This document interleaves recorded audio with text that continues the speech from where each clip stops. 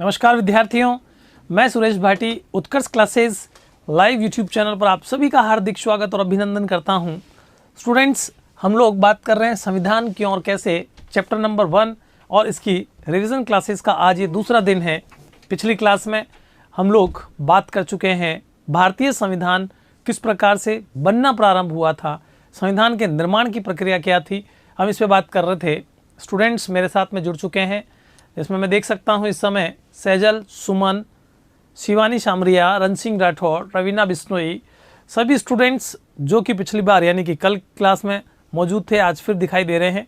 याचिका प्रजापति, कर्तव्य वैष्णव, आप सभी ने गुड इवनिंग कहा है। मेरी तरफ से भी आप सभी को गुड इवनिंग, हार्दिक स्वागत, अभिनंदन आज की इस क्लास में। देखिए, हमने पिछली क्लास में जो स्टार्ट किया था संविधान क्यों और कैसे, उस पर हमारी चर्चा क्या हुई थी, एक थोड़ा सा हम उस पर बात कर लेते हैं, फिर आगे की तरफ बढ़ेंगे। पिछली क्लास में एक स्टूडेंट ने ये पूछा था कि सर समितियों को लेकर के थोड़ा सा कन्फ्यूज़न था, तो आज मैं वो समितियां भी आपके सामने रखूंगा। कौन कौन सी प्रमुख समितियां थी संविधान सभा के दौरान। हमारे एक विद्यार्थी हैं श्रवण परमार, जो कि अभी 12th क्लास में थे और अब वो कह रहे हैं सर मैं भी आ गया हूँ इस क्लास को देखने के लिए। आपका भी स्वागत है। हमारे सभी स्टूडेंट जो भी इस क्लास में शामिल होते हैं, आप सभी हमारे लिए बहुत बहुमूल्य हैं। स्टूडेंट्स, कल मैंने एक बात कही थी, आज फिर वही रिपीट कर रहा हूँ मैं सबसे पहले, और उसके बाद हम स्टार्ट करेंगे क्लास को। देखिए, आप लोगों की जो रेगुलर वॉचिंग है, आप लोग जो लगातार इस क्लास को देख रहे हैं, ये क्लास 1-2 दिन के अंदर लगभग 5 गुना वॉचिंग बढ़ जानी चाहिए। मतलब आप अपने सभी दोस्तों को, अपने सभी क्लासमेट्स को जल्द से जल्द कहिए, उनको लिंक भेजिए और कहिए ये क्लास है और इस क्लास को आपको देखना है। जितने ज़्यादा स्टूडेंट्स इस क्लास को देखेंगे उतना अच्छा है, क्योंकि उन स्टूडेंट्स को भी इस रिवीजन के बारे में जानकारी मिलेगी, उनको भी लाभ मिलेगा, और अगर हमारी वजह से किसी को लाभ मिलता है तो वो बुरा नहीं है। कई बार स्टूडेंट्स ये सोच लेते हैं कि हमारी क्लास है, ऐप के स्टूडेंट हैं, बाकी सभी लोगों को हम क्यों ये फ़ायदा देवें। ऐसा कुछ नहीं है। ज्ञान ऐसा है, जितना बांटा जाए उतना अच्छा है। एग्ज़ाम के समय जिन स्टूडेंट्स को इन क्लास का फ़ायदा मिलेगा वो फिर आप ही की तारीफ़ करेंगे, आप ही को धन्यवाद देंगे आपके इस अच्छे सहयोग के लिए। चलिए, तो हम लोग यहाँ से आगे अब इस क्लास को बढ़ाते हैं। देखिए, एक विद्यार्थी ने भी पूछा है, इसका ब्लूप्रिंट चाहिए शायद उनको, जो ये कह रहे हैं कि सर कौन सा चैप्टर कितने नंबर का है, आप ये भी बताइए। बिल्कुल बिल्कुल आपको बताएंगे कि कौन सा चैप्टर कितने नंबर का है। समद एक विद्यार्थी हैं जो ये कह रहे हैं कि 12th का पूरा कोर्स नहीं आ रहा। देखिए, 12th में सारे चैप्टर्स, अगर आप ऐप के स्टूडेंट हैं और आपने देखा है सारे चैप्टर्स आ चुके हैं, लेकिन शायद एक चैप्टर है वैश्वीकरण, वही नहीं आया था, बाकी सभी चैप्टर आ चुके थे। तो बिल्कुल आप चिंता मत कीजिए, अगर वो नहीं आया तो वो भी जल्दी आ जाएगा, बाकी सब चैप्टर तो आ ही चुके हैं। देखिए, जैसा कि अभी मैंने आपको बताया कि एक स्टूडेंट ने समितियों के बारे में पूछा था, मैंने आपके सामने वो सारी समितियां रख दी है। आप देख सकते हैं प्रमुख समितियां कौन कौन सी थी। कल आपको बताया था 22 समितियां बनी थी, 8 प्रमुख समितियां थी। कुछ समितियों को मैं आपके सामने लेकर के आया हूं। देखिए, नियम समिति कौन थे अध्यक्ष? डॉक्टर राजेंद्र प्रसाद। संघ शक्ति समिति अध्यक्ष कौन थे? पंडित जवाहरलाल नेहरू। संघ संविधान समिति अध्यक्ष कौन थे? इसके भी पंडित जवाहरलाल नेहरू। मैंने जैसा कि कल बताया था, एक ही व्यक्ति को कई बार 2 समितियों का भी कार्यभार सौंपा जा सकता है। आप पंडित जवाहरलाल नेहरू को देख सकते हैं, दोनों ही समितियों में दिख रहे हैं। संघ शक्ति समिति ले लीजिए, चाहे संघ संविधान समिति ले लीजिए।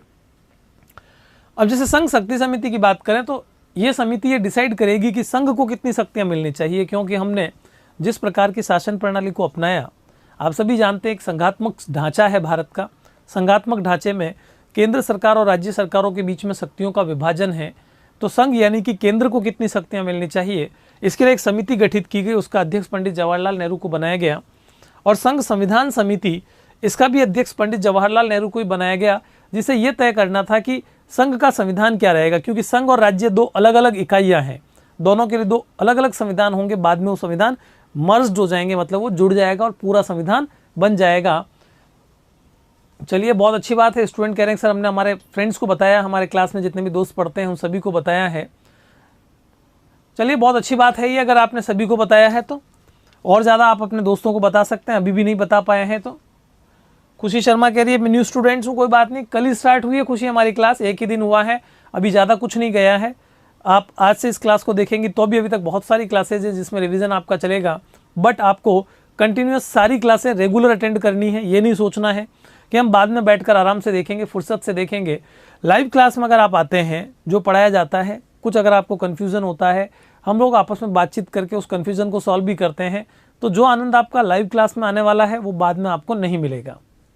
हाँ, राज्य व केंद्र में शक्तियों का बंटवारा, आप बिल्कुल ठीक कह रहे हैं। संचालन समिति डॉक्टर राजेंद्र प्रसाद, देखिए राजेंद्र प्रसाद जो थे वो इस पूरी संविधान सभा के क्या थे, अध्यक्ष थे, स्थायी अध्यक्ष आप सभी जानते हैं। इसलिए उनको नियम समिति जो बनाई गई थी उसका भी अध्यक्ष बनाया गया था। संचालन समिति, इसका भी अध्यक्ष डॉक्टर राजेंद्र प्रसाद को बनाया गया। प्रारूप समिति डॉक्टर BR अम्बेडकर, जिनका काम था पूरे संविधान का ढांचा तैयार करना, स्ट्रक्चर तैयार करना, ये डॉक्टर BR अम्बेडकर के नेतृत्व में समिति गठित की गई थी। झंडा समिति, जिसके बारे में कल हमारी एक विद्यार्थी ने पूछा था, वो है JB कृपलानी, आपके सामने है झंडा समिति के अध्यक्ष। राज्य समिति फिर पंडित जवाहरलाल नेहरू है, आप देख सकते हैं। परामर्श समिति जो कि सजेशन देगी, उसके अध्यक्ष डॉक्टर सरदार वल्लभ भाई पटेल हैं। सर्वोच्च न्यायालय समिति, इसके अध्यक्ष बनाया गया S वारदाचार्यार को। मूल अधिकार उप समिति, ये उप समिति है, JB कृपलानी को देखिए दोबारा कार्यभार मिला हुआ यहाँ पर, और वो है JB कृपलानी झंडा समिति, और मूल अधिकार की उप समिति में भी JB कृपलानी है। प्रारूप समिति के अध्यक्ष कौन है, डॉक्टर BR अम्बेडकर है। अभी जस्ट आपको बताया था, गजेंद्र सिंह का एक क्वेश्चन था। अल्पसंख्यक उप समिति, इसमें आप देख सकते हैं HC मुखर्जी हैं। और संविधान समीक्षा आयोग, तो इसमें है MN बैक्टाचलैया। ये कुछ प्रमुख वो नाम हैं जिनकी अध्यक्षता में ये समितियां गठित की गई थी और सभी को काम सौंपा गया था। इनमें से कुछ प्रमुख समितियों के नाम आपको याद रखने भी चाहिए, आपके फ्यूचर में बहुत सारे कंपटीशन एग्जाम में भी आपको काफ़ी हेल्प मिलती है। देखिए, अब हम यहाँ से आगे बात करेंगे। डॉक्टर सच्चिदानंद सिन्हा अस्थायी अध्यक्ष थे, राजेंद्र प्रसाद को स्थायी अध्यक्ष बनाया गया था। अस्थायी अध्यक्ष ज़्यादा समय के लिए नहीं रहे थे, क्योंकि पहली बैठक 9 दिसंबर को हुई थी, दूसरी बैठक 11 दिसंबर को हुई थी, और 11 दिसंबर की बैठक में डॉक्टर सच्चिदानंद सिन्हा के स्थान पर डॉक्टर राजेंद्र प्रसाद को स्थायी अध्यक्ष बना दिया गया था। ब्रज गुजर सिंह पूछ रहे हैं संविधान सभा में कितनी महिलाएं थी। 12 महिलाएं थी संविधान सभा में कुल। बिल्कुल, हमारे एक विद्यार्थी ने आपको उत्तर दिया भी है, आप देख सकते हैं, उन्होंने लिखा है 12 महिलाएं थी। चलिए, उत्तर मिल गया होगा आपको।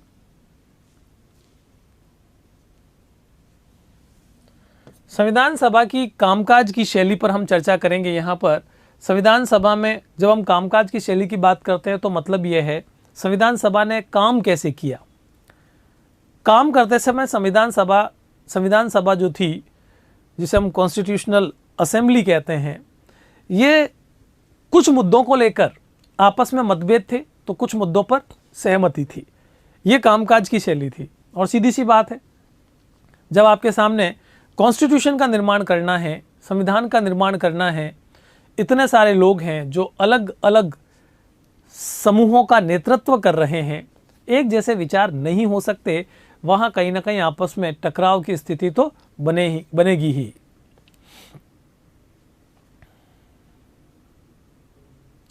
नहीं शिवानी, आपने कहा है सर यूपीएससी के एग्जाम में पूछा गया था कि झंडा समिति के अध्यक्ष कौन थे, और उसका उत्तर डॉक्टर राजेंद्र प्रसाद बताया गया। नहीं, झंडा समिति के अध्यक्ष जो थे वो अभी मैंने आपको जैसा कि बताया JB कृपलानी थे, और यूपीएससी में ये क्वेश्चन पूछा हुआ है तो मुझे चेक करना पड़ेगा कि आपने कौन से एग्ज़ाम की बात की है, ये कहाँ इसका, और अगर हो सके तो आप मुझे कल की क्लास में ज़रूर बताइएगा कि ये कौन सा पेपर था, कौन से ईयर में क्वेश्चन पूछा गया था, पता करेंगे इसका बिल्कुल।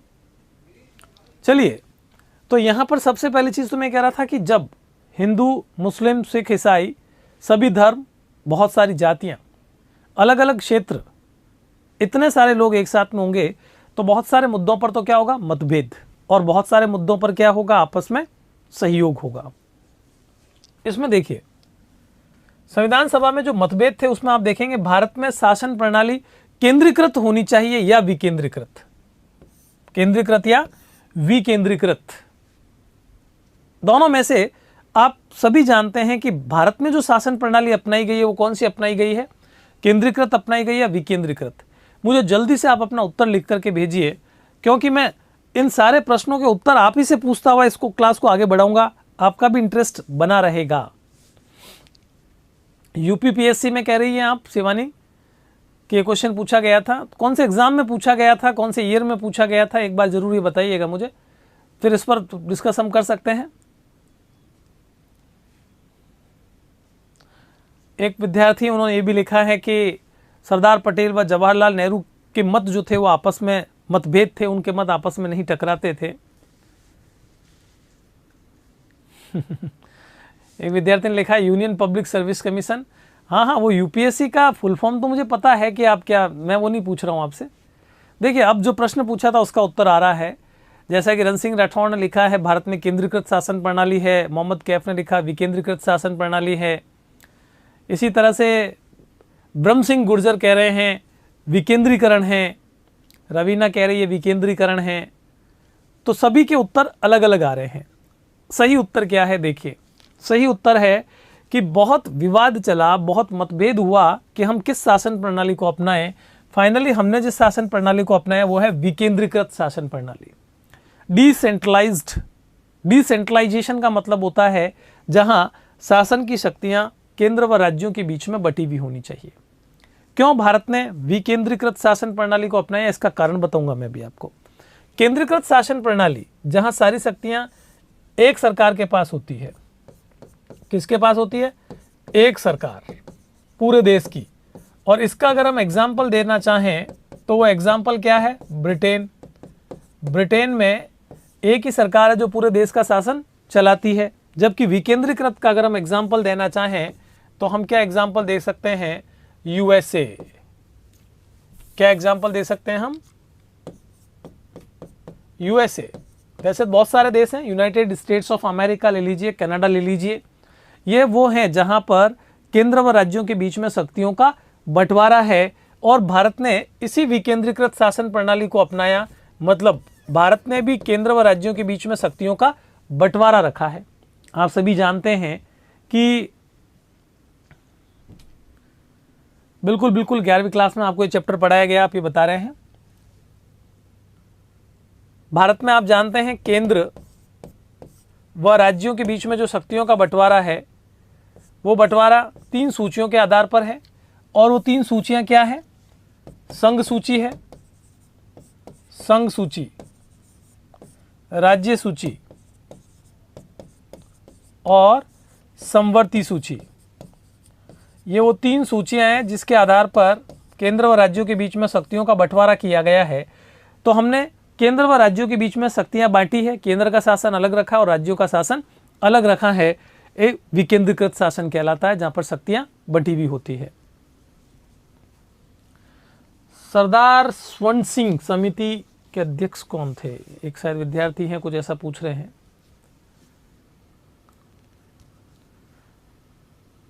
हाँ जी, शायद कुछ विद्यार्थी टीचर के नाम को लेकर के भी कंफ्यूजन है। देखिए जब आप मेरी क्लास देखते हैं तो आपको मेरा नाम तो वैसे पता होना ही चाहिए। शायद स्टूडेंट आपस में भी डिस्कस कर रहे हैं कि नाम क्या है। तो नाम मेरा सुरेश भाटी है। आप जब क्लास स्टार्ट करते हैं देखते हैं वहाँ पर लिखा हुआ भी आता है नाम। हाँ जी, तो यहाँ आप देख पा रहे हैं कि हमने पहले देखा है केंद्रीकृत और विकेंद्रीकृत में से कौन सी शासन प्रणाली को हमने अपनाया है। स्वर्ण सिंह समिति की जो भी स्टूडेंट चर्चा कर रहे थे वो मूल कर्तव्य जो भारत में बाद में जोड़े गए थे हमारे संविधान में, वो स्वर्ण सिंह समिति जो थी उसकी सिफारिश पर बाद में जोड़े गए थे। स्टार्टिंग में हमारे संविधान में शामिल नहीं किया गया था। आगे आप देखेंगे राज्यों के बीच कैसे संबंध होने चाहिए। ये काफ़ी दोनों के बीच, मतलब कई लोगों के बीच में मतभेद रहा इस बात को लेकर के भी कि हम केंद्र को शक्तिशाली बनाएं या राज्य को शक्तिशाली बनाएं।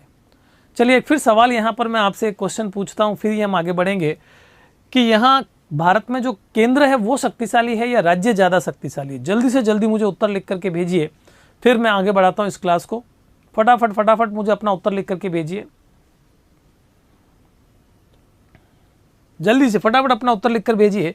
भारत में केंद्र सरकार को ज़्यादा शक्तिशाली बनाया गया है, राज्य सरकार को ज़्यादा शक्तिशाली बनाया गया है?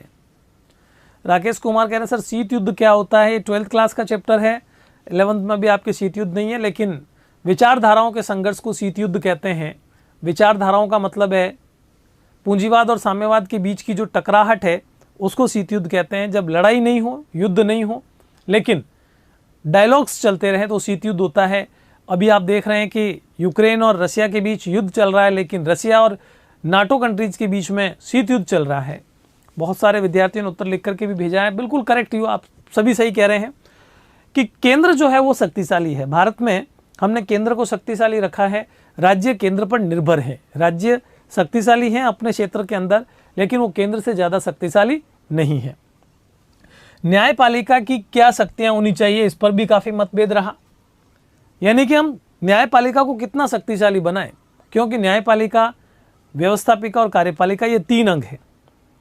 तीनों के अपने अपने काम हैं। व्यवस्थापिका कानून बनाती है जिसे हम संसद कहते हैं, कार्यपालिका कानूनों को लागू करती है जिसे हम प्रधानमंत्री और कैबिनेट कहते हैं, न्यायपालिका कानूनों की व्याख्या करती है और जो कानूनों का उल्लंघन करते हैं उसको दंडित करने का काम भी करती है। तो क्या न्यायपालिका की शक्तियां होनी चाहिए जिससे वो कार्यपालिका और व्यवस्थापिका के साथ उलझे नहीं? व्यवस्थापिका की शक्तियां कितनी होनी चाहिए जिससे कि न्यायपालिका और कार्यपालिका के साथ उनका कोई इस प्रकार का विवाद ना हो? ये काफ़ी विचारणीय प्रश्न थे, इसलिए यहाँ पर मतभेद रहा। मतभेद का मतलब यह है सबने अपनी अपनी राय दी।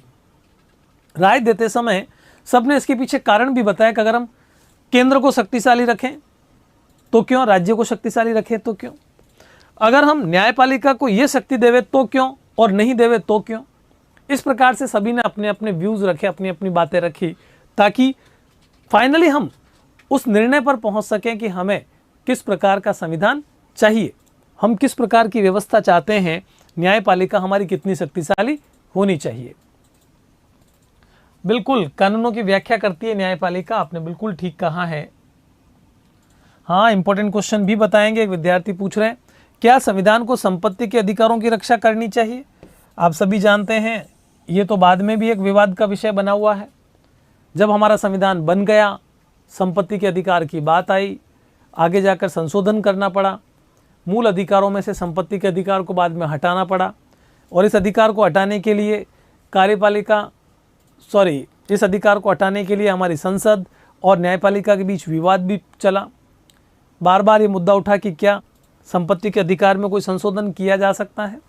हम अगले चैप्टर में जब मूल अधिकार पढ़ेंगे तो काफ़ी विस्तार पूर्वक इसकी चर्चा करेंगे, लेकिन यहाँ पर आप लोगों को ये बात समझ में आ गई कि ये वो बिंदु थे जिन पर हमारे संविधान निर्माताओं में कहीं ना कहीं आपसी मतभेद थे।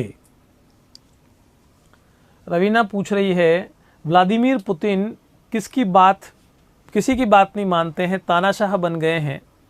देखिए, व्लादिमीर पुतिन तानाशाह बन गए हैं, किसी की बात नहीं मान रहे हैं, इसके पीछे बहुत सारे तर्क भी हैं, आप सभी जानते हैं। उन्होंने युद्ध किया, सोच समझ के किया। अमेरिका की भी गलती थी। अमेरिका लगातार नाटो देशों की संख्या बढ़ाता जा रहा था। यूक्रेन को वो नाटो में शामिल करना चाहता था और रूस के लिए एक बहुत बड़ी समस्या खड़ी हो जाती कि अमेरिका उसका सबसे चिर प्रतिद्वंदी जो राष्ट्र होता है, जिसे कड़ी टकराहट हो, और वो टकराहट 1945 से चली आ रही है, शीत युद्ध के दौरान से, वो नहीं चाहता था कि अमेरिका के साथ यूक्रेन को जोड़ा जाए, नेटो के साथ जोड़ा जाए, और इस कारण से उसे युद्ध करना पड़ा। तो ऐसी कई बातें हैं। हाँ जी, एक विद्यार्थी का एक क्वेश्चन है, सर ब्रिटेन में राजा निर्वाचित होता है या नहीं? राजा का निर्वाचन नहीं होता है, बल्कि राजा वंशानुगत है। ब्रिटेन में वहाँ पर वंशानुगत पद को रखा गया है जानबूझ करके, वो राजतंत्र को समाप्त नहीं करना चाहते थे, इस कारण से। केशवानंद भारती केरल राज्य मामला 1973, ये वो मामला था जिसके माध्यम से क्या किया गया था, सुप्रीम कोर्ट ने कहा था कि आप संपत्ति रखने के अधिकार में संशोधन कर सकते हैं, लेकिन संविधान के मूल ढांचे में कोई बदलाव नहीं होना चाहिए।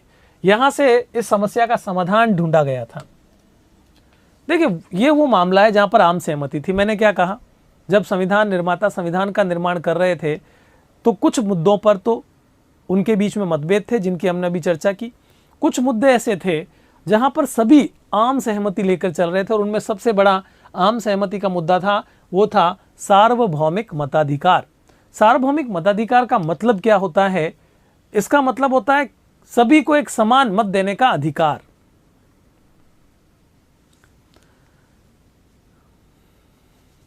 एक विद्यार्थी हैं शायद, पूछना चाह रहे हैं कि कॉमर्स का पूरा कोर्स 2099 में मिल रहा है, आर्ट्स का पूरा क्यों नहीं मिल रहा है। देखिए, आपका ये प्रश्न जरूर हमारी टीम तक पहुंचाएंगे जो आपको इसका सवाल का जवाब देगी, और हो सकता है कि कल ये सवाल का जवाब मैं ही आपको दूं, क्योंकि कोर्स कितने में मिल रहा है और आर्ट्स का क्या है, इन सब के बारे में मुझे भी प्रॉपर जानकारी नहीं है। तो आपको इसके बारे में जरूर बताया जाएगा अगली क्लास में। हाँ जी, संपत्ति के अधिकार में संशोधन किया गया। अधिकार वाले चैप्टर में हम इसकी काफ़ी गहराई से चर्चा करेंगे, वहाँ पर यह आएगा, तो अभी मैं इस बिंदु को यहाँ पर नहीं ले रहा हूँ। सार्वभौमिक मताधिकार का मतलब क्या होता है? इसका मतलब होता है बिना किसी भेद के सभी को मत देने का अधिकार, बिना भेदभाव के मत देने का अधिकार, इसको कहते हैं सार्वभौमिक मताधिकार। भारत एक ऐसा देश था जिसने आज़ादी के तुरंत बाद सार्वभौमिक मताधिकार को अपना लिया, जबकि कई देश ऐसे थे जो बहुत सालों से लोकतंत्र को लेकर चल रहे थे, लेकिन वहाँ पर अभी भी बहुत से लोगों को मताधिकार से वंचित रखा गया था। लेकिन भारत ने आज़ाद होते ही अपने संविधान के अंतर्गत सार्वभौमिक मताधिकार को अपनाया, और सभी लोग इस बात को लेकर के सहमत थे, संविधान सभा के सभी सदस्य, कि हमें भेदभाव नहीं रखना इस मामले में। स्त्री पुरुष, सभी धर्म और सभी जातियां, सबको मत देने का बराबर अधिकार होगा। केवल एक ही ऐसा आधार होगा जो मत देने का अधिकार तय करेगा, और वो होगा उम्र सीमा। क्या रखी गई? उम्र सीमा। इसके अलावा कोई भी आधार नहीं रखा गया। मूल संविधान में उम्र सीमा रखी गई थी 21 वर्ष। कितनी रखी गई थी? 21 वर्ष। लेकिन 61वां संविधान संशोधन जो किया गया, 61वां संशोधन जो कि 1989 में किया गया था, उस संशोधन के माध्यम से उम्र सीमा को घटाकर कितना कर दिया गया? 18 वर्ष कर दिया गया। वर्तमान समय में 18 वर्ष का प्रत्येक व्यक्ति जो है उसको एडल्ट माना जाता है, उसको वोट देने का अधिकारी माना जाता है, और वो मताधिकार का प्रयोग कर सकता है।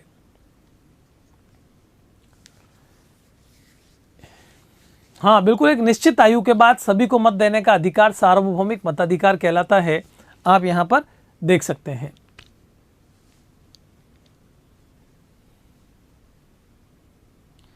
देखिए, कर्तव्य, शायद आप ये पूछ रहे हैं कि आपने 12th क्लास का कोर्स परचेज कर लिया है और आपको फर्स्ट चैप्टर जो है वो रिकॉर्डेड चैप्टर के रूप में मिला है। देखिए, अगर आपका किसी प्रकार का भी कन्फ्यूज़न है तो मैं यहाँ से दूर करना चाहूँगा। अभी जो भी कोर्स परचेज कर रहे हैं 11 से जो 12th में आने वाले हैं, 12th का कोर्स जो लेना चाह रहे हैं, क्योंकि एक ऑफ़र भी चल रहा है, अगर आप अभी कोर्स लेंगे तो आपको डिस्काउंट के साथ मिलेगा, बाद में कोर्स खरीदेंगे डिस्काउंट का फ़ायदा आपको नहीं मिल पाएगा। लेकिन अभी जो आपकी क्लासेस क्योंकि स्टार्ट ही नहीं की है, अभी आपको केवल रिकॉर्डेड मिल रही है, लेकिन जैसे ही आपकी क्लासें नेक्स्ट मंथ से स्टार्ट हो जाएगी, उसके बाद आपको लाइव क्लासेस मिलेंगी। सारी क्लासेस आपकी क्या होगी? लाइव। 12th में इस बार हिस्ट्री, पॉलिटिकल साइंस, ज्योग्राफी, ये तीनों ही सब्जेक्ट स्टार्टिंग से ही आपके लाइव चलने वाले हैं और साल भर लाइव चलेंगे। इसके अलावा दूसरे सब्जेक्ट्स भी डिपेंड करता है स्टूडेंट्स की डिमांड पर, नंबर ऑफ स्टूडेंट्स पर, कितने स्टूडेंट्स लेते हैं उसी के अकॉर्डिंग तय होगा कि वो लाइव आएंगे नहीं आएंगे। तो आपको सारी क्लासेस लाइव मिलेगी, आप बिल्कुल निश्चिंत रहिए। सर, नेपाल में राजतंत्र है या लोकतंत्र है? वर्तमान समय में नेपाल में लोकतंत्र है। तो ये आपको सार्वभौमिक मताधिकार पर क्या थी? आम सहमति थी। एग्जाम में अगर आपसे क्वेश्चन पूछ लिया जाए संविधान सभा में किस मुद्दे को लेकर आम सहमति थी, तो वो होगा सार्वभौमिक मताधिकार, जिस पर किसी प्रकार का किसी में भी कोई भेदभाव नहीं था। देखिए, अब हम बात करते हैं यहाँ से उद्देश्य प्रस्ताव की। आप सभी जानते हैं उद्देश्य प्रस्ताव कब रखा गया था? 13 दिसंबर 1946 को, 1946 को, तीसरी मीटिंग में। किसके द्वारा रखा गया था? नेहरू के द्वारा रखा गया था। पंडित नेहरू ने इस प्रस्ताव को रखा था। क्या था ये? ये था हमारा संविधान किस उद्देश्य से बनाया जा रहा है, और इसी के आधार पर आप वर्तमान समय में हमारे देश की जो प्रस्तावना है वो देख सकते हैं। प्रस्तावना का निर्माण इसी के आधार पर किया गया है। प्रस्तावना, उद्देशिका, प्रियम्बल जिसको हम कहते हैं, वो संविधान के बारे में उसके उद्देश्यों को दर्शाती है। कौन कौन सी बातें आप उद्देश्य प्रस्ताव में देख पा रहे हैं?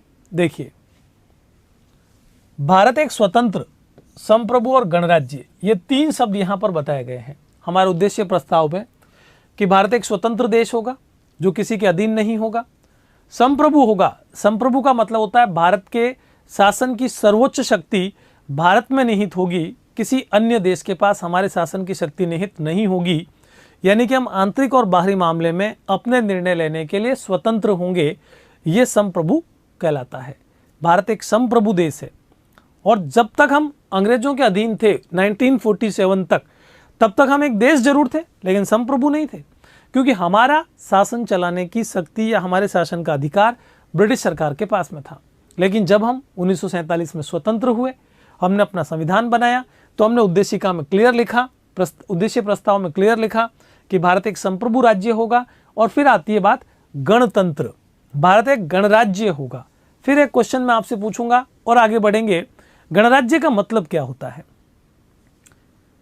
गणराज्य और लोकतंत्र क्या एक ही शब्द है या दोनों ही अलग है? गणतंत्रात्मक व्यवस्था, लोकतंत्रात्मक व्यवस्था, या दोनों में फर्क है? गणराज्य का अर्थ मुझे जल्दी से आप बताएंगे, फिर हम आगे बढ़ेंगे। रवीना पूछ रही है, सर मेरे हिंदी का कोर्स लिया हुआ है, क्लास 12th में लाइव क्लास आएगी या रिकॉर्डेड आएगी?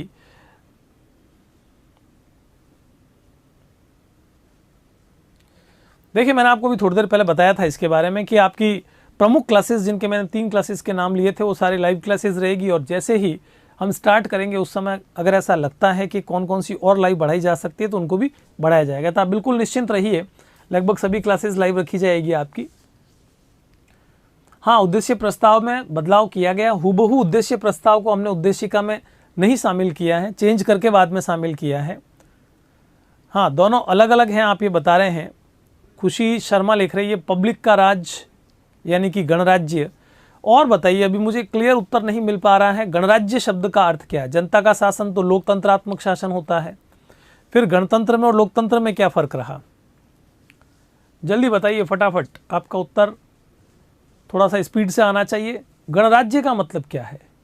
यहाँ एक और क्वेश्चन बनता है, भारत अगर एक गणराज्य है तो क्या अमेरिका भी गणराज्य और ब्रिटेन भी गणराज्य है क्या? चलिए, आप जब तक गणराज्य का उत्तर बताएंगे तब तक हम आगे बढ़ते हैं और देखते हैं भारत ब्रिटेन के अधिकार में आने वाले भारतीय क्षेत्रों, देशी रियासतों और देशी रियासतों के बाहर के ऐसे क्षेत्र जो हमारे संघ का अंग बनना चाहते हैं, उनका एक संघ होगा। यानी कि भारत एक संघ तो होगा, एक संघीय व्यवस्था होगी भारत की। रण सिंह कह रहे हैं जनतंत्र लोकतंत्र एक ही है। बिल्कुल, जनतंत्र लोकतंत्र एक है, पर गणतंत्र क्या एक ही है कि उससे अलग है? मैंने क्वेश्चन ही पूछा है। गणतंत्र अपने आप में एक अलग शब्द है। तो यहां भारत उद्देशिका में ये लिखा गया, उद्देश्य प्रस्ताव में लिखा गया कि भारत ब्रिटेन के अधिकार में आने वाले भारतीय क्षेत्र, जिसे ब्रिटिश प्रांत कहा जाता है, देशी रियासतें जिन्हें रजवाड़े भी कहा जाता है, और देशी रियासतों के बाहर के ऐसे क्षेत्र जो भारत में शामिल होना चाहते हैं, उन सब से मिलकर किसका निर्माण होगा? भारत का निर्माण होगा। वो एक भारत संघ बनेगा। ये स्पष्ट रूप से लिखा गया था। चलिए, कई विद्यार्थियों ने उत्तर दिया है लेकिन अभी तक सही उत्तर नहीं आ रहा है, तो मैं गणतंत्र का वास्तविक उत्तर बता देता हूं आपको और आगे याद रखिएगा, भूलना नहीं है आपको। देखिए, गणतंत्र या गणराज्य एक ही शब्द है। गणतंत्र का मतलब होता है देश का सर्वोच्च पद निर्वाचित हो। देश का सर्वोच्च पद क्या होना चाहिए? निर्वाचित होना चाहिए। तो इस दृष्टिकोण से भारत एक गणतंत्र हो गया। लेकिन ब्रिटेन लोकतंत्र तो है, वहां पर वास्तविक शासन ब्रिटेन में निर्वाचित सरकार चलाती है, प्रधानमंत्री और कैबिनेट। लेकिन वहां का प्रमुख पद किसका है? प्रमुख पद है वहां राजा का, और राजा वंशानुगत होता है। तो देखिए, ब्रिटेन राजतंत्रात्मक व्यवस्था के साथ लोकतांत्रिक देश है, भारत गणतंत्रात्मक व्यवस्था के साथ एक लोकतांत्रिक देश है, क्योंकि यहाँ पर देश का सर्वोच्च पद राष्ट्रपति है जो कि निर्वाचित है, और शासन की शक्ति जनता में निवास करती है। इस दृष्टिकोण से भारत गणतंत्र है। अमेरिका गणतंत्र है लेकिन ब्रिटेन गणतंत्र नहीं है।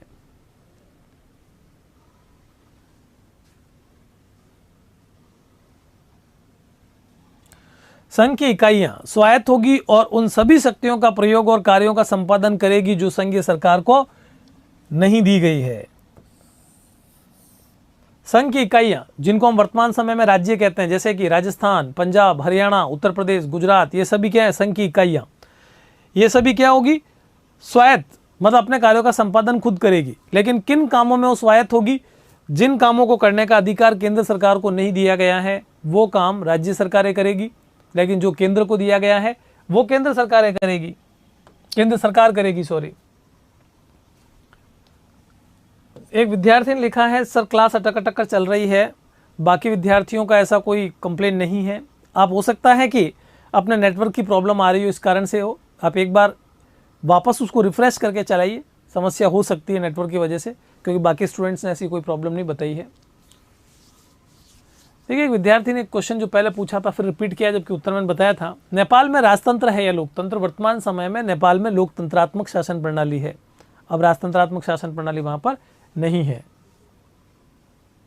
चलिए, शिवानी कह रही मैंने लिखा था, आपने देखा नहीं। बिल्कुल, अगर आपने लिखा और यही लिखा है तो बहुत अच्छी बात है। संप्रभु और स्वतंत्र भारत तथा इसके संविधान की समस्त शक्तियां, सत्ता का स्रोत जनता, मतलब शासन की शक्ति कहाँ निवास करेगी? जनता में। भारत के सभी लोगों को सामाजिक, आर्थिक और राजनीतिक न्याय, कानून के समक्ष समानता, प्रतिष्ठा, अवसर की समानता तथा कानून और सार्वजनिक नैतिकता की सीमाओं में रहते हुए भाषण, अभिव्यक्ति, विश्वास, धर्म, उपासना, व्यवसाय, संगठन, कार्य करने की स्वतंत्रता, ये सारी शक्तियां आपको संविधान के अंतर्गत दी जाएगी। सामाजिक लोकतंत्र क्या है? विद्यार्थी का एक क्वेश्चन है। और सामाजिक लोकतंत्र का मतलब होता है सामाजिक न्याय। सामाजिक न्याय का मतलब है जाति, धर्म, भाषा इत्यादि के आधार पर कोई भेदभाव नहीं करते हुए सबको आगे बढ़ने के बराबर अवसर देना सामाजिक लोकतंत्र कहलाता है या सामाजिक न्याय कहलाता है। कर्तव्य पूछ रहे हैं 1 to 9 कॉमन है क्या? देखिए, कर्तव्य हमारा जो नया सिलेबस आया था 2022 में, उसमें पहला चैप्टर संविधान क्यों और कैसे, दूसरा चैप्टर भारतीय संविधान में अधिकार, और 9वां चैप्टर जिसकी आप बात कर रहे हैं वो है संवैधानिक जीवन दस्तावेज। उन सबको ऐड करके फर्स्ट चैप्टर में शामिल कर दिया गया। हम अभी जो रिवीजन क्लासेस चल रही है उसमें जब अधिकार पढ़ेंगे तो एज अ सेकंड चैप्टर ही पढ़ेंगे, उसको अलग करके ही उसको पढ़ेंगे, भले ही वो इसके साथ में ऐड किया हुआ है, कोई दिक्कत नहीं है। चलिए, तो यहां पर आपको ये पता चल गया होगा भारत के सभी लोगों को सामाजिक, आर्थिक और राजनीतिक न्याय, जिसका मतलब है सामाजिक क्षेत्र में कोई भेदभाव नहीं, आर्थिक क्षेत्र में अमीर और गरीब के बीच में भेदभाव नहीं हो, राजनीतिक क्षेत्र में सभी को सरकार को चुनने का समान अधिकार हो, पॉलिटिकल पार्टी बनाने का अधिकार हो, पॉलिटिकल जितने अधिकार होते हैं आप उनका समान रूप से प्रयोग कर सके, आप सभी समान होंगे, समानता का अधिकार मिलेगा आपको। प्रतिष्ठा और अवसर की समानता का मतलब है सबको एक समान समझा जाएगा और आगे बढ़ने के समान अवसर दिए जाएंगे। आपको स्वतंत्रता के रूप में भाषण, अभिव्यक्ति यानी कि बोलने का अधिकार, आप किसी धर्म में विश्वास करना चाहते हैं तो धर्म की उपासना का अधिकार, आप क्या काम करना चाहते हैं उसका अधिकार।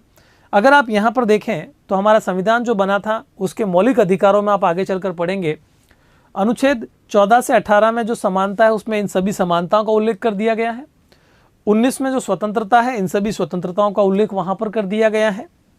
ये हमारे उद्देश्य प्रस्ताव में सारी बातें रख दी गई थी। मौलिक स्वतंत्रता की गारंटी और सुरक्षा दी जाएगी।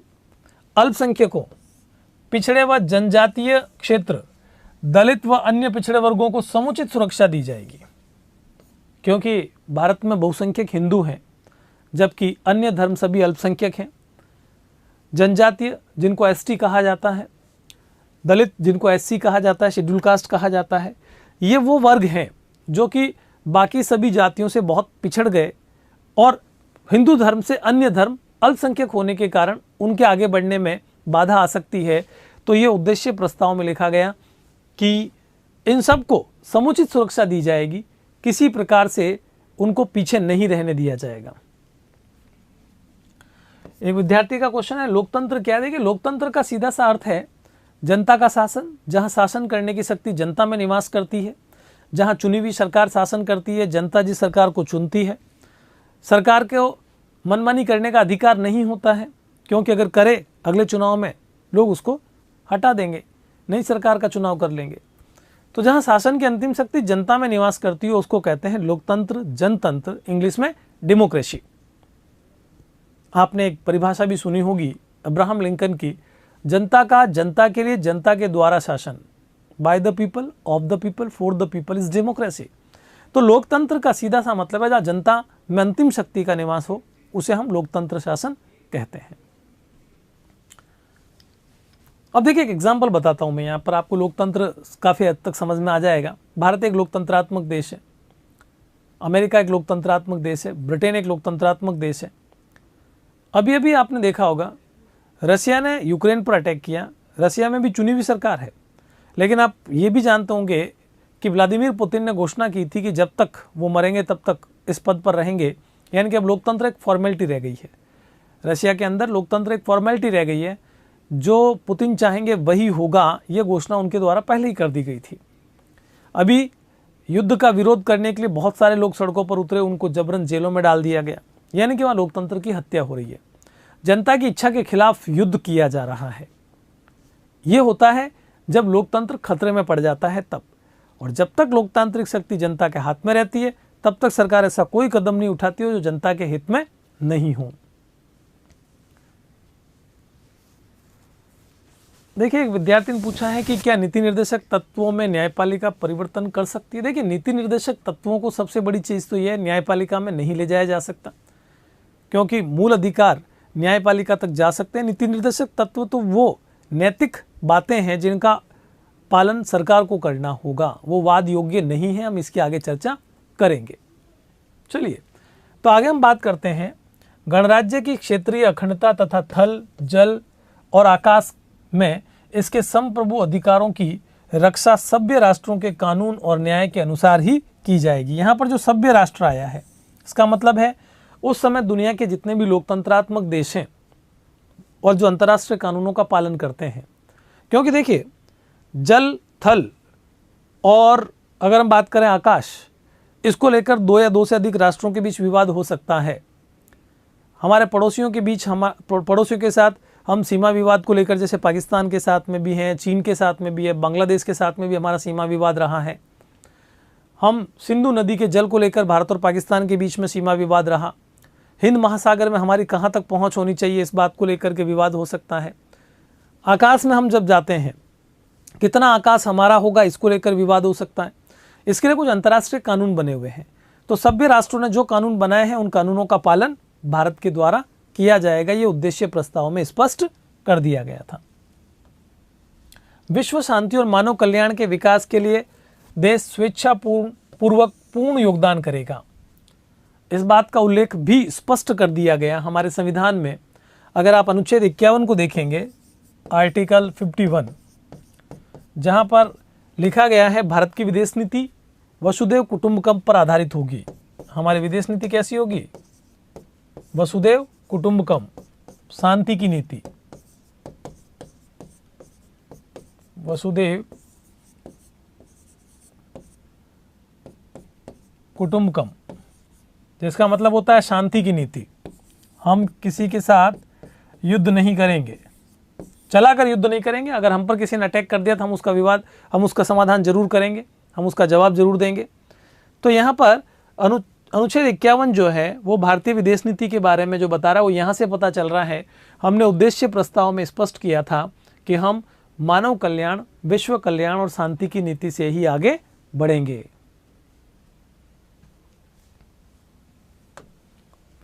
अब यहाँ पर आप लोग देख पा रहे हैं कि हम चर्चा कर रहे हैं संविधान के बाहरी स्रोत क्या क्या हैं।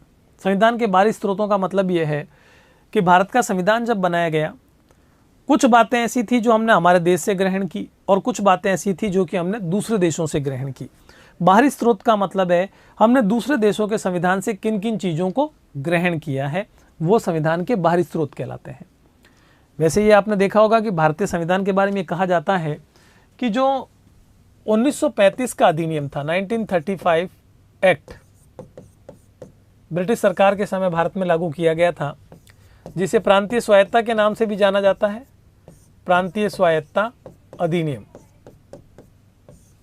ये जो प्रांतीय स्वायत्तता अधिनियम है, हमारा संविधान जो बनाया गया था, ज़्यादातर बातें हमने 1935 के अधिनियम से कॉपी की है, ज़्यादातर बातें 1935 के अधिनियम से ली है। यानी कि अधिकतर उपबंध 1935 के एक्ट से लिए, जो 1935 के अधिनियम में था।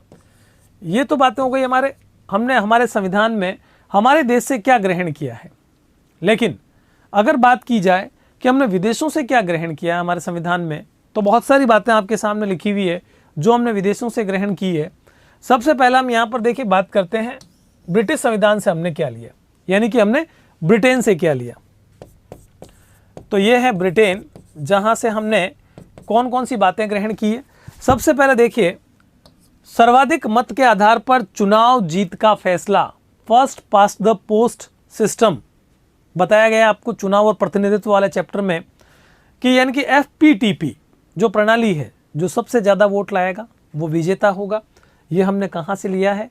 ये हमने ब्रिटेन से लिया है। आपको ध्यान होगा FPTP प्रणाली जो है, फर्स्ट पास्ट द पोस्ट प्रणाली जो है, वो हम लोकसभा के चुनाव में काम में लेते हैं, विधानसभाओं के चुनाव में काम में लेते हैं, स्थानीय स्तर के जो चुनाव होते हैं वहाँ पर भी हम इसी प्रणाली को काम में लेते हैं। ये हमने कहाँ से ग्रहण किया है? ब्रिटिश संविधान से, ब्रिटिश कॉन्स्टिट्यूशन से ग्रहण किया है फर्स्ट पास्ट द पोस्ट प्रणाली। रवीना पूछ रही है भारत के संविधान को उधारी संविधान कहते हैं क्यों? देखिए, उधारी संविधान का मतलब है, ये जो आलोचक हैं वो कहते हैं, वो उनका ये मानना है कि भारत के संविधान में ज़्यादातर बातें जो है वो दूसरे देशों से ले ली गई है, इसलिए इसको भानुमति का पिटारा, उधार का संविधान, इस प्रकार की बातें कहकर के भारतीय संविधान की आलोचना की जाती है। लेकिन भारतीय संविधान की प्रारूप समिति के अध्यक्ष डॉक्टर BR अम्बेडकर ने यह बात बहुत स्पष्ट की थी कि भारत के संविधान में हमने भले ही दूसरे देशों से बहुत सारी बातों को ग्रहण किया है, लेकिन संविधान पर किसी का कोई अधिकार नहीं होता। हम अगर हमारे संविधान में कुछ किसी देश से लेते हैं तो कुछ भी गलत नहीं है, और हमने तो हमारे संविधान में जिन बातों को लिया है बदल करके लिया है। हमारे देश के जो अनुरूप था हमने उनको ग्रहण किया है, जो अनुरूप नहीं था उसको हमने ग्रहण नहीं किया है। और भारत का संविधान एक ऐसा संविधान है जो विश्व में सबसे ज़्यादा अनूठा संविधान है। हमने उन सारी बातों को अपने साथ शामिल करने की कोशिश की है जो दुनिया के देशों में, अलग अलग देशों में थी, और हमने उनको एक साथ हमारे देश में शामिल किया है। तो ये आपको समझ में आ गया होगा कि क्यों हमारे संविधान को उधार का संविधान आलोचकों के द्वारा कहा जाता है। ब्रह्म सिंह गुर्जर कह रहे हैं सर आप बहुत अच्छा पढ़ाते हैं, 12वीं का कोर्स लूंगा। बहुत अच्छी बात है, देखिए आप भी लीजिए, अपने दोस्तों को भी बताइए कि 12th का कोर्स लेवे, अभी मौका है, अभी तो छूट है, डिस्काउंट मिल रहा है। बाद में फिर जब कंप्लीट पूरी रेट के साथ वो कोर्स मिलेगा तो आपको फिर बाद में पश्चाताप होगा। अभी ले लेंगे जल्दी तो उसमें ज़्यादा अच्छा रहेगा। देखिए, एक विद्यार्थी शायद संघात्मक शासन प्रणाली के बारे में पूछना चाह रही, तो संघात्मक शासन प्रणाली हमने कहाँ से ग्रहण की है? कनाडा के संविधान से ग्रहण की है। ब्रिटिश कॉन्स्टिट्यूशन से हमने क्या क्या लिया, हम वो बात कर रहे हैं। तो ब्रिटेन से हमने सबसे पहले सर्वाधिक मतों के आधार पर जीत, इसको ग्रहण किया है। फिर हमने सरकार का संसदीय स्वरूप, यानी कि संसदात्मक शासन प्रणाली। तो पहला तो आप बताएंगे FPTP प्रणाली हमने ब्रिटेन से ली है। फर्स्ट पास्ट द पोस्ट प्रणाली, first past the post system जिसको कहा जाता है, सबसे ज्यादा मतों से जीतना। दूसरा संसदीय प्रणाली, हमने ब्रिटेन से संसदीय प्रणाली ली है। और संसदीय प्रणाली का मतलब यह है कि देश में कार्यपालिका के 2 प्रधान होंगे, एक नाम मात्र का और एक वास्तविक प्रधान। जैसा कि ब्रिटेन में है राष्ट्रपति नाम मात्र और प्रधानमंत्री और मंत्रिमंडल वास्तविक प्रधान की भूमिका निभाते हैं, ठीक वैसे ही भारत में राष्ट्रपति कॉन्स्टिट्यूशनल हेड है, संवैधानिक प्रधान है, और प्रधानमंत्री और मंत्रिमंडल वास्तविक प्रधान की भूमिका निभाते हैं। यह संसदात्मक प्रणाली की पहली विशेषता है। और दूसरी विशेषता है कार्यपालिका का गठन व्यवस्थापिका में से ही होता है, यानी कि प्रधानमंत्री और कैबिनेट कहाँ से आएंगे? संसद में से ही आएंगे, अलग से चुनाव नहीं होगा। और कार्यपालिका व्यवस्थापिका के प्रति उत्तरदायी होती है, यानी कि व्यवस्थापिका कार्यपालिका को समय से पूर्व त्यागपत्र देने के लिए मजबूर कर सकती है। ये सारी बातें संसदात्मक शासन प्रणाली में पाई जाती है, जो हमने कहाँ से ली है? ब्रिटेन में ली है। ब्रिटेन से ली। तीसरी बात है कानून का शासन, जिसे कहते हैं विधि का शासन। विधि का शासन, रूल ऑफ लॉ, यह हमने ब्रिटेन से ग्रहण किया है। देश का शासन कानून के अनुसार चलेगा। विधायिका में अध्यक्ष का पद यानी कि स्पीकर, लोकसभा स्पीकर आप जो कह सकते हैं, लोकसभा स्पीकर, अध्यक्ष, यह हमने ब्रिटेन से लिया है। और हमने कानून निर्माण की विधि की कानून बनेगा किस प्रकार से, जैसे कि आप देखते हैं कि संसद में, लोकसभा और राज्यसभा में साधारण बहुमत से प्रस्ताव पारित किया जाता है, सामान्य विधि से कानून का निर्माण किया जाता है। कुछ मामलों में लोकसभा और राज्यसभा के विशेष बहुमत से प्रस्ताव पारित किया जाता है। तो ये सिस्टम हमने कहाँ से लिया है? ब्रिटेन से। ये सारी बातें हमने ब्रिटेन से ग्रहण की है। तो हमने आयरलैंड से क्या लिया? यहाँ पर आप देख सकते हैं आयरलैंड। आयरलैंड से हमने दो बातें ली है। क्या क्या लिया है हमने आयरलैंड से? पहला है, दो बातें नहीं बल्कि एक बात, सॉरी, नीति निर्देशक तत्व। नीति निर्देशक तत्व। आप सभी जानते हैं भारतीय संविधान में अनुच्छेद 36 से 51 में नीति निर्देशक तत्वों का उल्लेख किया गया है। ये वो तत्व हैं जो कि देश के शासन को, नीति को निर्धारित करने वाले तत्व कहलाते हैं। कोई भी सरकार आए, उनको नीति बनाते समय इन तत्वों का पालन करना होगा। यह हमने आयरलैंड से ग्रहण किया है। तो आप नीचे फ्रांस देख सकते हैं, यहाँ पर ये फ्रांस का संविधान है। हमने फ्रांस के संविधान से क्या लिया है? तो फ्रांस के संविधान से स्वतंत्रता, समानता और बंधुत्व का सिद्धांत। स्वतंत्रता, समानता और बंधुत्व, ये हमने सारी बातें कहाँ से ग्रहण की है? ये हमने फ्रांस के संविधान से ग्रहण की है। फ्रांस दुनिया का ऐसा देश है जिसने दुनिया के सभी देशों को एक नारा दिया है, और वो यही है, स्वतंत्रता, समानता और बंधुत्व। आज पूरी दुनिया में जहाँ जहाँ संविधान में इनको शामिल किया गया है, वो फ्रांस से ही ग्रहण किया है। फ्रांस के लोग सबसे पहले अपनी फ्रांस की क्रांति के अंदर इनकी मांग करने वाले थे, स्वतंत्रता, समानता और बंधुत्व की। फिर आप देखेंगे कनाडा का संविधान, सबसे नीचे यहाँ पर, यह आप कनाडा के संविधान को देख सकते हैं। हमने कनाडा के संविधान से क्या लिया है? तो कनाडा के संविधान से हमने लिया है अर्ध संघात्मक सरकार। क्या लिया है? अर्ध संघात्मक सरकार। देखिए, संघात्मक और अर्ध संघात्मक में क्या फर्क है पहले ही समझ लीजिए आप। संघात्मक का मतलब होता है जहां केंद्र व राज्यों के बीच में शक्तियां पूरी तरह से बंटी हुई होती है, वो संघात्मक सरकार कहलाती है। जैसा कि अमेरिका में है, यूएसए में, कि वहाँ पर केंद्र व राज्यों के बीच में शक्तियों का बंटवारा लगभग इक्वली किया गया है।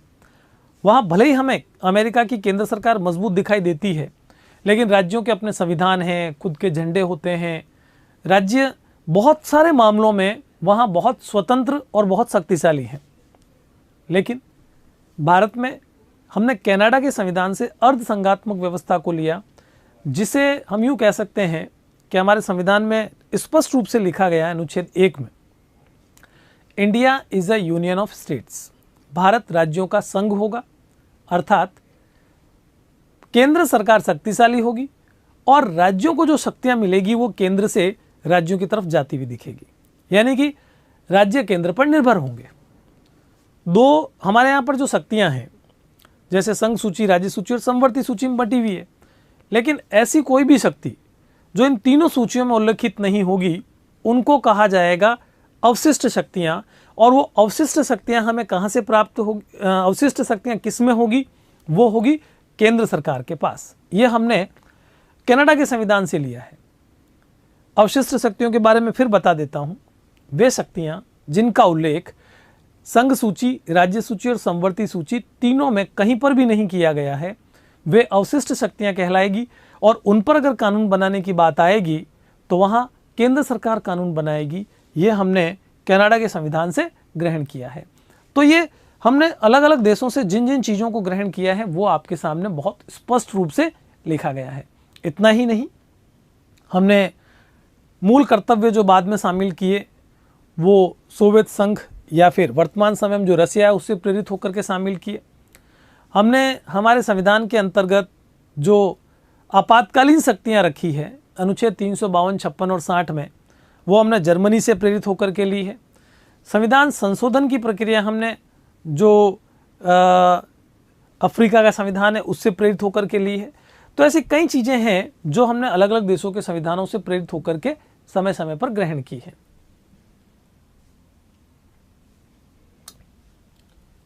अब हम नेपाल के संविधान का एक परिचय देखेंगे।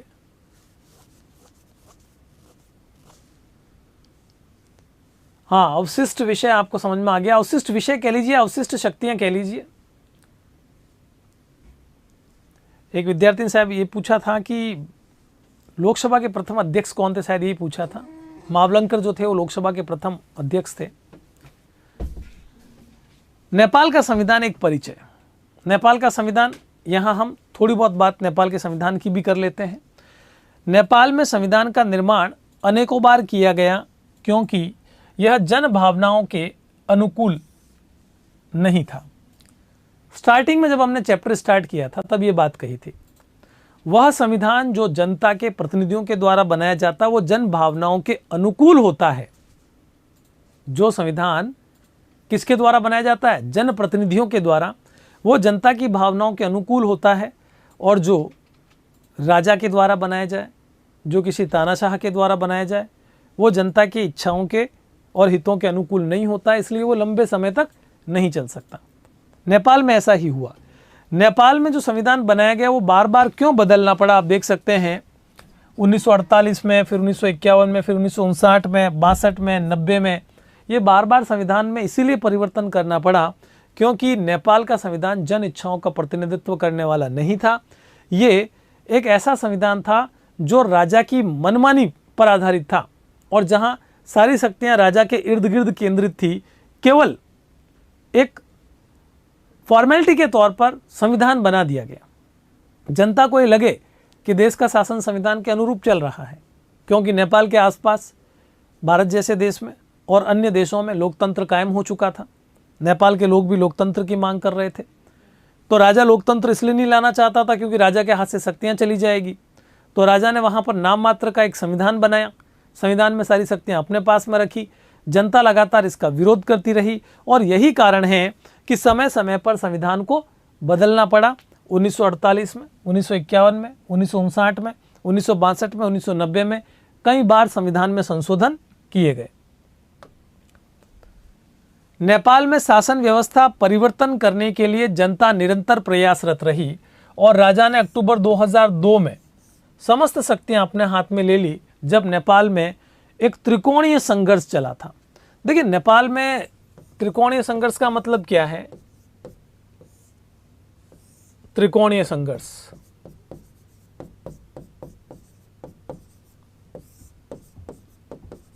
ये त्रिकोणीय संघर्ष का मतलब तीन अलग अलग शक्तियों के बीच संघर्ष चला था। एक तरफ राजा की सेना, एक तरफ माओवादी जिनके बारे में हम कल चर्चा कर चुके हैं, और एक तरफ लोकतंत्र समर्थक, लोकतंत्र समर्थक।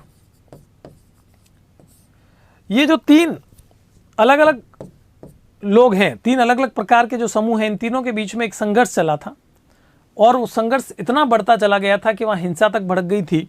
ऐसी स्थिति में राजा ने 2002 में सारी शक्तियां अपने हाथ में ले ली और 2008 में नेपाल में राजतंत्र को समाप्त करके लोकतांत्रिक गणराज्य की नींव रखी गई, क्योंकि लगातार जो संघर्ष था वो जनता का बढ़ता चला गया। आखिरकार जनता ने कह दिया कि हमें लोकतंत्र ही चाहिए, राजतंत्र हमें किसी कीमत पर नहीं चाहिए। मजबूर होकर को नेपाल को अपने यहाँ राजतंत्र को खत्म करना पड़ा और लोकतंत्र की नींव स्थापित हुई 2008 में। और 2015 में नेपाल में नए संविधान को अपनाया गया जो वर्तमान में भी लागू है।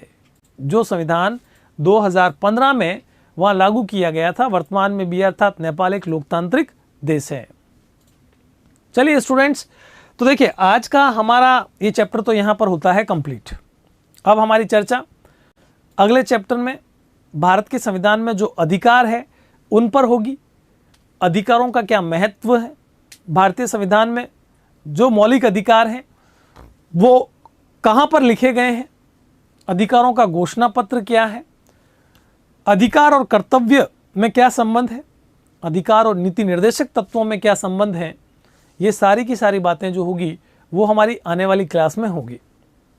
आज की इस क्लास में अगर पूरी क्लास के दौरान आपको कहीं लगा कोई ऐसा प्रश्न जो मैं आपका नहीं देख पाया और आप पूछना चाह रहे हो, चैप्टर से रिलेटेड हो, तो आप अगली क्लास में से दोबारा पूछ सकते हैं। आपकी समस्या का समाधान निश्चित रूप से किया जाएगा। तो स्टूडेंट्स, आज की इस क्लास को भी यहीं करते हैं समाप्त। मिलते हैं अगली क्लास में, तब तक के लिए स्टे फिट। जय हिंद।